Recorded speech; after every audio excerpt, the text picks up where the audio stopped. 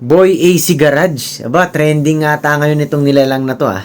Ito ay isang buy and sell mga tol eh. Nagbebenta to ng mga second hand na kotse. Sa mga hindi nakakalam dyan, no? Pero ang daming nagsishare ngayon ng videos tungkol sa kanya. Yung kumakalat nga kasi nga yung isang mekaniko, hindi ko alam kung sinosoli ba yung kotse, no, o nirereklamo lang sa kanya na bakit daw ganun, yung bumubulwak yung tubig dun sa radiator.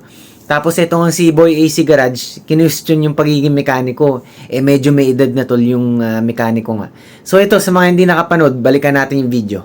Ano daw meron? Ay, si Bossing, ikaw po mekaniko, boss? Oo, mekaniko po kayo saan? Ay. Nag-overheat po ba?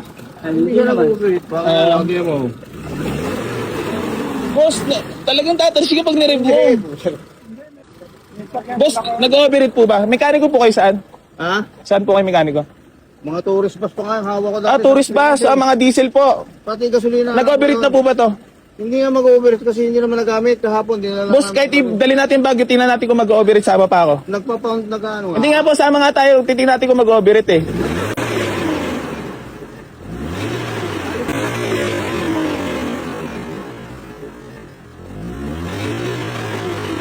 Boss, boss, hindi naman ganyan ang tamang pag-rev niyan. I-rev mo nga lang na, ano?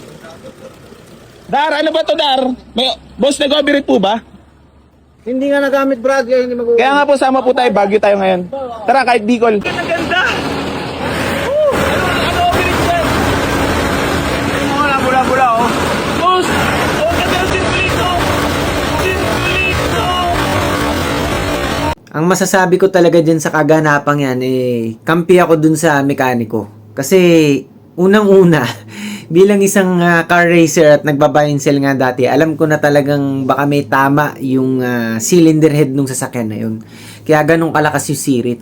Kasi kung kahit nakastart ang makina niyan, sa dinami-dami ng mga diesel engine o kahit gasolina, kahit buksan nyo yung radiator cap niya, kahit painitin nyo, kapag kondisyon ng makina niyan, at kahit i-rev nyo yan, gagalaw siguro na unti yan, pero hindi yan sisirit na ganun. Pagka sumirit niya ng ganong kalakas, baka may tama talaga ang cylinder head niyan. At delikado yan sa overheat pagka malayong biyahe. O kahit malapit na biyahe, basta nagkulang na yung tubig ng radiator na yan, taas agad ang temperature niyan. Tirik ang abutin nyo yan. At baka mamaya mawasak ng tuluyan ng head niyan. Tsaka, yan, babakay ng makina. Yun ang pinaka worst case scenario dyan pagka ganun. So ito, gusto ko lang din na mabigyan ng payo ang ating mga viewers. Siyempre, dahil malakas kayo sa akin, mga Noipy, no? Gusto ko kayong turuan ng basic knowledge din kung sakaling kayo ay bibili ng second hand na sasakyan. Hindi naman talaga masamang bumili ng second hand na sasakyan, no? Basta alam mo lang tumingin. Kasi kaysa naman kung bibili ka ng brand new, tapos hindi na kaya ng bulsa mo na mag-down o magbayad ng monthly payment. Tapos mamaya marimata lang yung sasakyan. Sayang naman, di ba? So kung magse-second hand ka, lalo na kung it's your first car, no? Kailangan lang dyan talagang masusi mong i-check yung unit. At i-check mo yung mga basic, no? Basic inspection kumbaga. At pag nagawa mo yun, magiging panatag ka naman sa biyahe. Tsaka yung basic maintenance dapat alam mo din. So simulan natin yan, no? Mabilisan lang pero basic to. Unang-una, pag pupunta kayo sa seller, kailangan alamin nyo yung history ng kotse. First owner ba siya o second owner, third owner. Alamin nyo kung malinis ang dokumento. Dapat bago kayo magpunta doon, yun muna una nyo itanong, yung legality ng sasakyan. Kumpleto ba? Or CR meron ba? Dapat hindi lang Xerox, kailangan original. Nakarehistro ba? Updated ba ang rehistro? Kasi kung nakarehistro nga, pero expired na ng 1 taon, 2 taon, problema yon. Magpaparehistro pa kayo, may bayad yon. So, yun ang tanungin nyo. And then, pag nandun na kayo sa meet-up, nandun na yung sasakyan, yung unit, unan yung inspection dyan yung palibot ng sasakyan. Yan. Kaya may tinatawag tayo yung kinakatok-katok, yung palibot ng sasakyan. Hindi yung basta ganun.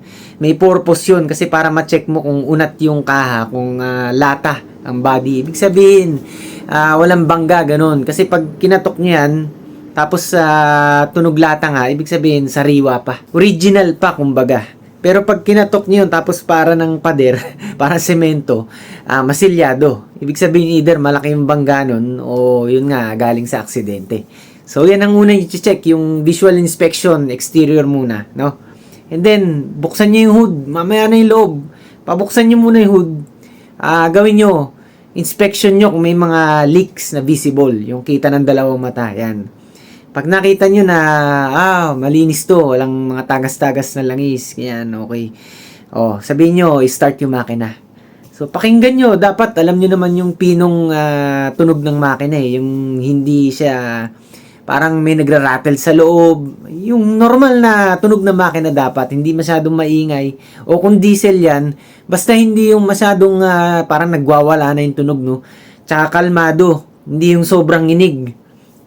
So, pag okay yung makina, yan, saka nyo nabuksan yung pinto, check nyo na yung interior. Kung okay ba ang loob, kung sariwa yung mga seat cover, steering wheel.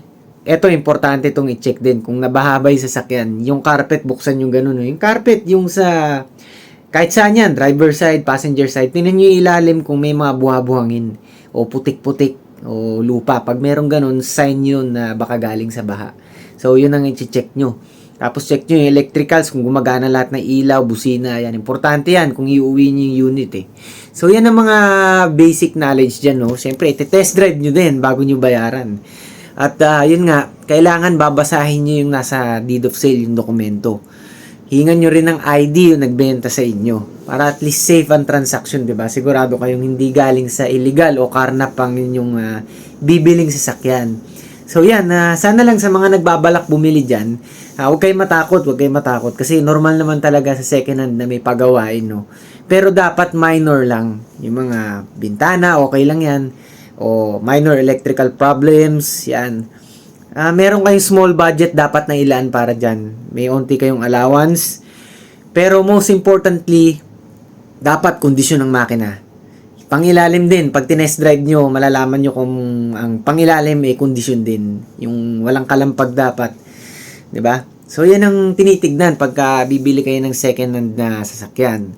Kaya dito kay Boy AC Garage, mabalik dito kay Boy AC Garage, dito sa nagte-trending na nilalang na to. Sana lang, no? In the future, kung may kipag-transaction ka sa mga tao, medyo mas detailed dapat ang usapan nyo. Yun ang komento ko, opinion ko lamang yan, no? Para at least malinaw ang usapan. Kung talagang ibebenta mo ng as is where is condition, kumbaga, eto yan, bago mo bayaran, check mo muna lahat.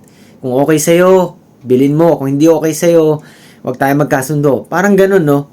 At kung yung tao naman ay sumang-ayon na as is where is nga, di doon kayo talaga magbayaran. At nang sa ganun, wala na yung sisihan, wala na yung balikan o sakit ng ulo o mahabang diskusyon. Na in the end, in the long run, baka mamaya makasira pa nga sa pangalan mo o sa negosyo mo. So yan payong kapatid lamang, no, bilang isang nagbabuy and sell din dati. Na para din sa side mo, no? At para din sa side ng mga customers, no? So yan lang mga tol. Ang bottom line dito is wag pa rin kayong matakot bumili ng second hand, basta alam nyo, mag-check, basic inspection.